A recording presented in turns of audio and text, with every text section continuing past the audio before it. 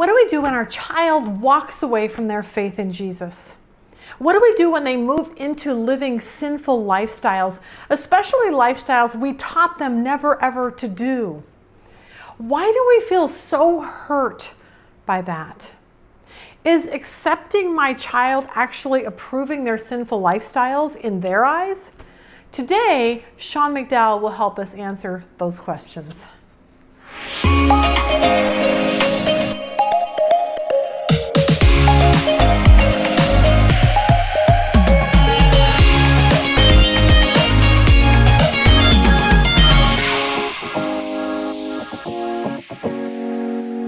Today, let's answer this question. My child is living in a sinful lifestyle, so what should I do? My child walked away from their faith and they're doing things that I taught them never ever to do. And I don't know how to handle it because I feel so sad and I feel so hurt. Mostly because I think we did everything right. We took them to church. We took them to church camp. We poured our life into them spiritually, and they want nothing to do with Jesus. And for a lot of people, we just can't get over it. But it goes beyond that, because suddenly now they're living lifestyles that we can't possibly approve of. But we don't want to lose them as our children. So if we accept them, does that mean they think we're accepting their lifestyles? Today, to help us answer that is Sean McDowell. Watch this.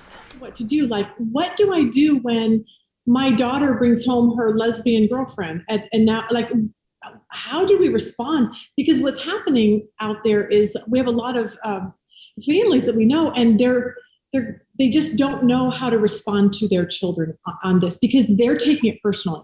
They're saying, I took you to soccer and dance and church and blah. I did all of these things for you. And there's this sense of me, you have hurt me so deeply. How could you do this to me? And I want to encourage them. How can we get them off of it's about me to onto this is just God is doing something in their life. I don't know how to do that. I know we talked a little about it, but give me more options on that. So not long ago, we had a difficult family circumstance.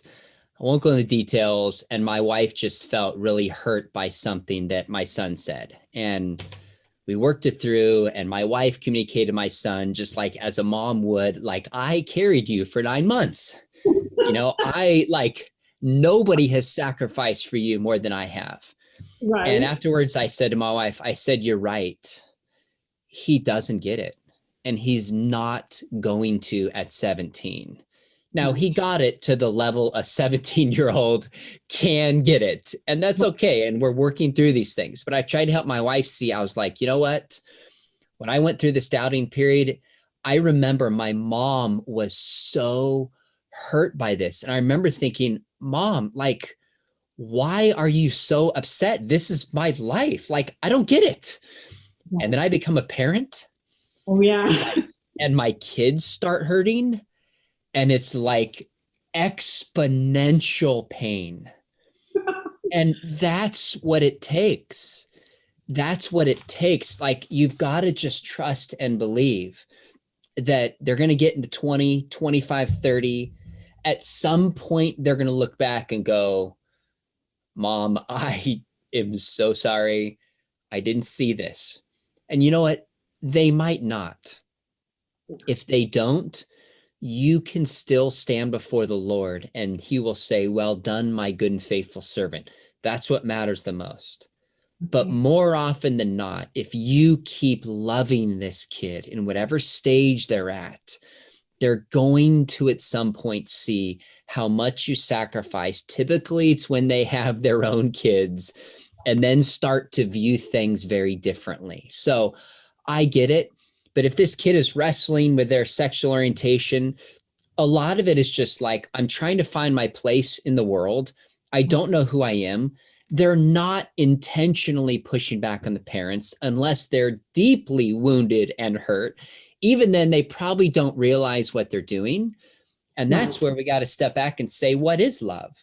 What does it mean to love? Love means to sacrifice for another.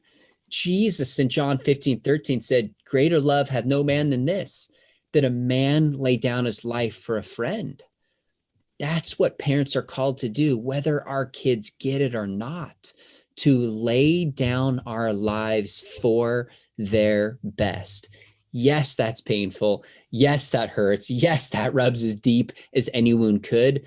But Jesus died on the cross for us and gave his life and called us to do the same.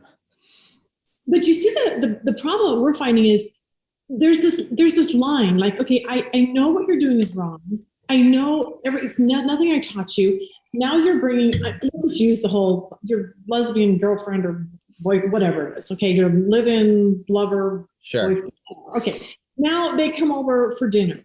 Like by letting them come in, almost says, I'm just blessing your lifestyle. Do you see what I'm saying? So it's like, yeah, but I don't think it does necessarily, Lisa. Okay, let's get together. Well, so let me say this. If you have a kid who's 19, 20, 22 out of the house, right, that parenting dynamic has changed. Right. It's changed. And in some ways, no matter how good or not good of a job you've done, gotta let it go. Okay. So am I going to, what if your son is living with a girl? Would you allow them to come in a house and have dinner? I sure hope so. Well, that's a non-biblical living arrangement. Why would that be any different than if your son is with another son? Exactly. Now, I would have him over for dinner. I would go out of my way to build a relationship with them. Now, if they come out of town and want to stay in the house, I'd say, look, you know where we stand? While you're in our house, you're staying in separate rooms. That would be for both. That would be for both of them. But we've got to ask ourselves, what's it going to look like to love these kids?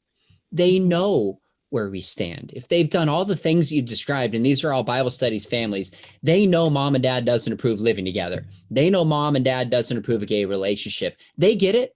You don't have to remind them every 5 minutes. What you got to do is love them and care for them. And love softens things, and pray for them. That's what I would do. That's a great idea. You know, and that helps because people really are at a loss in this, because this generation is like none of we have ever seen, and you deal with it all the time. I want to kind of go down a different road here because you know, Lisa, can I rudely jump in? I'm so sorry. We're going a different road, but here's one thing I would encourage to these parents is don't do it alone.